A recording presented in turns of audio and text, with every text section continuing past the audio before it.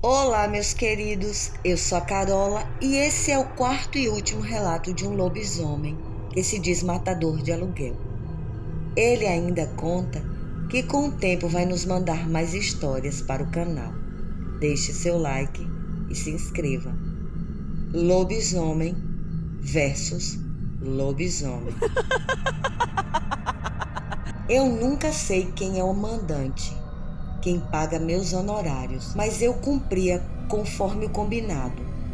Na região para onde eu fui mandado, os 3 maiores fazendeiros eram responsáveis pelo desenvolvimento e crescimento econômico da cidade. E eu nunca me encontrava com eles. Eu era contratado, mas seguia um protocolo, o de nunca me envolver com a vítima ou me apresentar ao mandante. Ele era sempre um mistério. Eu tinha de descobrir o que estava matando os cavalos premiados de uma fazenda e fui para o interior do Paraná. O meu alvo era um funcionário de uma grande fazenda de criação de cavalos de raça, com direito a laboratório de manipulação genética, os melhores e mais caros reprodutores do Brasil e do mundo. O sêmen de um animal dessa categoria valia milhares de dólares e esse funcionário era incomum. Ele tinha a mesma habilidade que eu.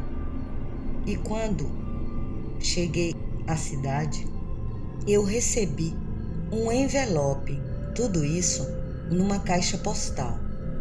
Como eu disse antes, não me encontrava com o contratante. E nesse envelope continha as fotos dos cavalos e outros animais mutilados e eram premiados. E eu percebi o padrão entre eles. Não foram atacados por um mero animal, e sim por um outro lobisomem. O funcionário em questão tinha desaparecido, mas os ataques continuavam. E como era o que eu fazia, eliminar qualquer obstáculo em meu caminho e naturalmente no caminho do contratante. E eu era muito bem pago para isso. Eu seguia meus instintos e espreitava pela propriedade, esperando um novo ataque da criatura. E passei a madrugada vigiando e entrei no curral e os animais se agitaram. Procurei dos lados de fora das construções e dos dormitórios dos empregados. E voltava até a entrada e continuava a procurar por ele. E ao amanhecer, voltei para o hotel e fiquei sabendo que mais um dos animais da fazenda tinha sido ferido e morto. E é claro que o dono da fazenda estava furioso.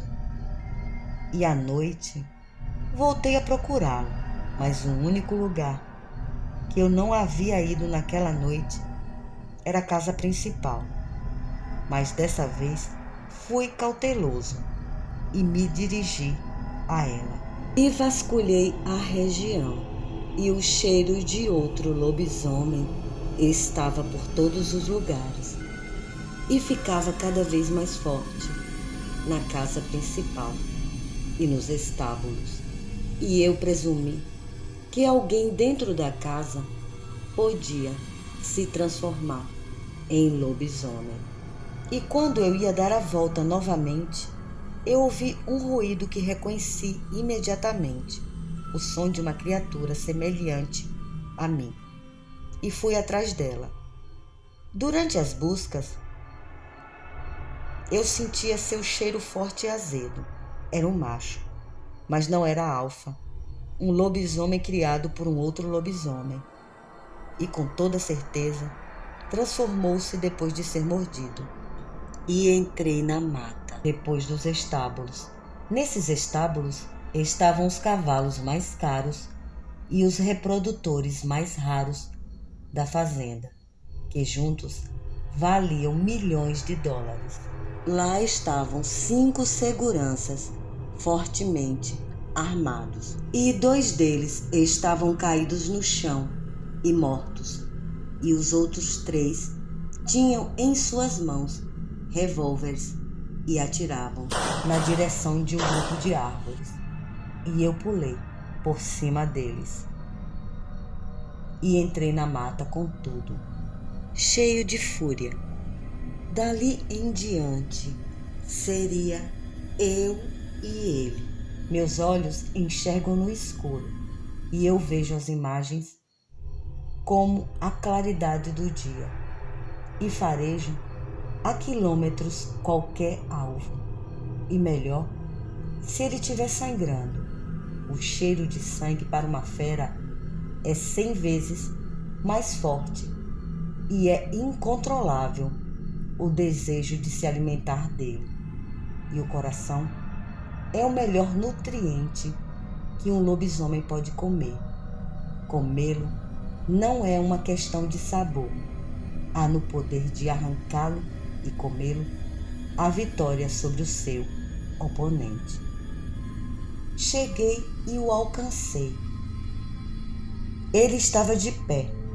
Não era grande. Tinha no máximo 1,80 de altura. Era forte, mas nem tanto. Seu pelo era amarelado. Isso queria dizer que era um lobisomem mutante, transformado por outro lobisomem. Ele estava prestes a devorar um novilho, e eu o ataquei e o derrubei. Ele rolou pela ribanceira e voltou urrando furioso contra mim. E eu voltei a atacar. Fui para cima dele, dando golpes na sua cabeça. Ele me golpeou no braço e fez em mim um corte profundo. A criatura já estava bastante machucada e fugiu correndo, e eu fui atrás. Sentia seu cheiro azedo misturado ao sangue, e tentando se salvar, a criatura pulou num declive de mais de 5 metros e perdeu o equilíbrio, se embolando no mato. Ele não aguentava mais correr, e como se o coração fosse sair pela boca, ele se deixou apanhar. Ele sangrava muito e seu sangue se espalhava em mim. Perfurei primeiro seu olho direito e o mordi na cabeça, arrancando a metade de sua fuça.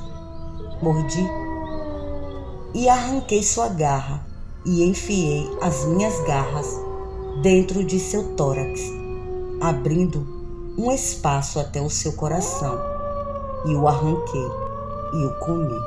Feito isso, o deixei para trás e urinei nos lugares mais estratégicos da fazenda. Fazendo isso, nenhum outro lobisomem teria a petulância de voltar até lá. Antes de partir, fiquei sabendo que o contador da fazenda tinha sido encontrado na mata, destroçado, e voltei para casa com mais dígitos na minha conta bancária. E esse foi o final do relato de um homem que se diz lobisomem e conta que não está em busca de perdão nem redenção, mas com seus relatos ele diz que o lobisomem dentro dele pareça um pouco mais humano. Até a próxima história sobrenatural. Beijos. Tchau.